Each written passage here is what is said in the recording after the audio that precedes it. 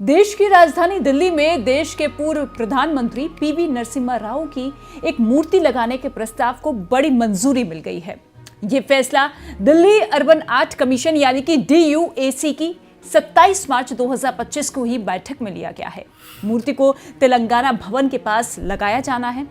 हालांकि मूर्ति लगाने की अंतिम मंजूरी अब भी केंद्र सरकार से मिलनी बाकी है। DUAC ने साथ ही ये सुझाव भी दिया है कि जहां मूर्ति लगेगी वहां टूटी फूटी सड़कें ठीक की जाए और रात में मूर्ति साफ दिखाई दे, इसके लिए अच्छी लाइटिंग की जाए। अब ये फैसला ऐसे समय में आया है जब 28 जून को नरसिम्हा राव की जयंती आने वाली है। ऐसे में ये कदम उन्हें सम्मान देने की दिशा में एक अहम पहल माना जा रहा है।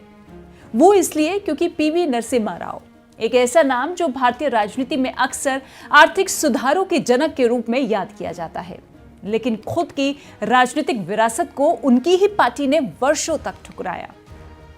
आइए इस वीडियो के जरिए आपको बताते हैं उनकी कहानी के बारे में। एक ऐसे नेता जिसने देश को बदला लेकिन खुद न्याय के लिए तरसते रहे। पामुलपर्ती वेंकट नरसिम्हा राव का जन्म 28 जून 1921 को आंध्र प्रदेश के एक साधारण ब्राह्मण परिवार में हुआ था। वो 17 भाषाओं के ज्ञाता थे। हिंदी, अंग्रेजी, तेलुगु, उर्दू, संस्कृत, मराठी से लेकर लैटिन और फ्रेंच तक उनकी समझ और गहराई राजनीति में भी दिखती थी। राव का राजनीतिक जीवन स्वतंत्रता संग्राम से शुरू हुआ। बाद में वो आंध्र प्रदेश के मुख्यमंत्री बने और फिर केंद्र की राजनीति में पहुंचे। उन्होंने गृह, विदेश, रक्षा और मानव संसाधन मंत्रालय जैसे अहम मंत्रालयों को संभाला। 1991 भारत की अर्थव्यवस्था ICU में थी और डॉक्टर बने नरसिम्हा राव।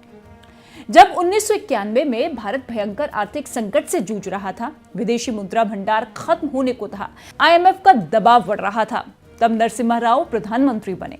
उन्होंने डॉक्टर मनमोहन सिंह को वित्त मंत्री बनाया और बिना बहुमत की सरकार होते हुए भी सरकार में आर्थिक उदारीकरण की ऐतिहासिक शुरुआत कर दी।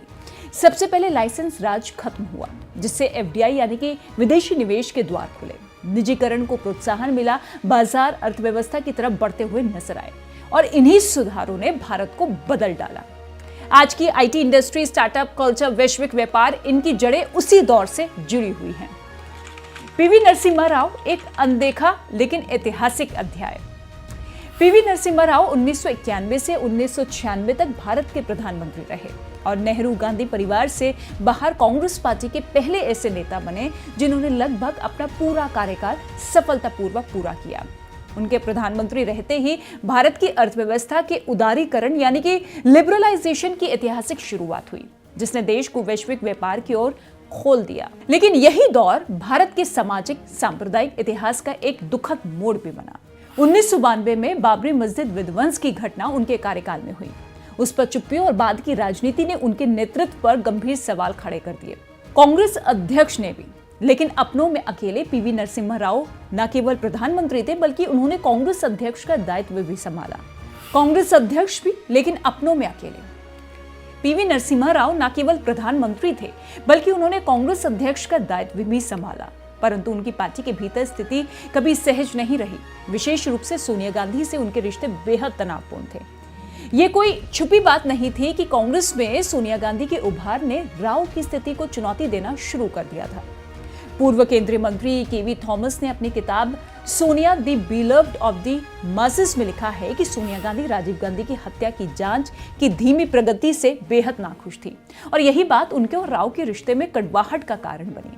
अगस्त 1995 में जब सोनिया गांधी ने सार्वजनिक रूप से जांच को लेकर अपनी नाखुशी जताई तो ये राजनीति में उनके सक्रिय प्रवेश की भूमिका थी। पूर्व विदेश मंत्री नटवर सिंह ने भी ये बात मानी थी कि सोनिया गांधी और नरसिम्हा राव के बीच रिश्ते सहज नहीं थे। उन्होंने एक बार बताया कि मई 1995 की एक रात नरसिम्हा राव ने उन्हें फोन करके कहा कि मुझे अपमानित किया गया है। जिस पार्टी के लिए लड़े उसी ने किया सबसे बड़ा अपमान। 2004 में जब नरसिम्हा राव का निधन हुआ, कांग्रेस पार्टी में सोनिया गांधी का नेतृत्व था। उनके पार्थिव शरीर को दिल्ली के कांग्रेस मुख्यालय यानी कि 24 अकबर रोड लाया गया, लेकिन दरवाजा बंद मिला। खबरों के मुताबिक 40 मिनट तक शव एम्बुलेंस में रहा।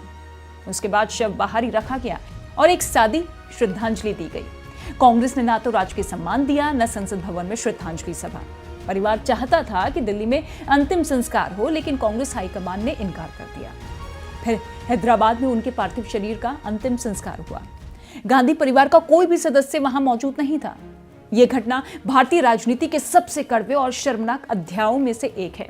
उनकी मौत के बाद लंबे समय तक दिल्ली में उनकी कोई प्रतिमा यानी कि स्टैच्यू नहीं लगाई गई, जबकि देश के बाकी पूर्व प्रधानमंत्री जैसे कि नेहरू, इंदिरा गांधी, राजीव गांधी की मूर्तियां संसद भवन परिसर और बाकी जगहों पर पहले से मौजूद थी।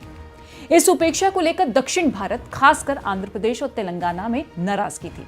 2014 में नरेंद्र मोदी सरकार के सत्ता में आने के बाद केंद्र सरकार ने नरसिम्हा राव को पुनः मान्यता देना शुरू किया। 2020 में उनकी जन्मशती यानी कि 100वीं जयंती पर दिल्ली में उनकी मूर्ति लगाने की मांग जोर पकड़ी। बीजेपी शासित केंद्र ने इसका समर्थन किया ताकि कांग्रेस की उपेक्षा को उजागर किया जा सके। पीवी नरसिम्हा राव एक ऐसे नेता थे जिन्होंने बिना शोर किए देश की दिशा बदली, लेकिन उनकी चुप्पी और पार्टी में अकेलापन अंततः उन्हें कांग्रेस के इतिहास से लगभग मिटा ही दिया गया। आज जब उनके योगदान को धीरे धीरे फिर से पहचान मिल रही है, तो ये देश के लिए सोचने का समय भी है कि क्या हम अपने असली नायकों को समय पर पहचानते हैं।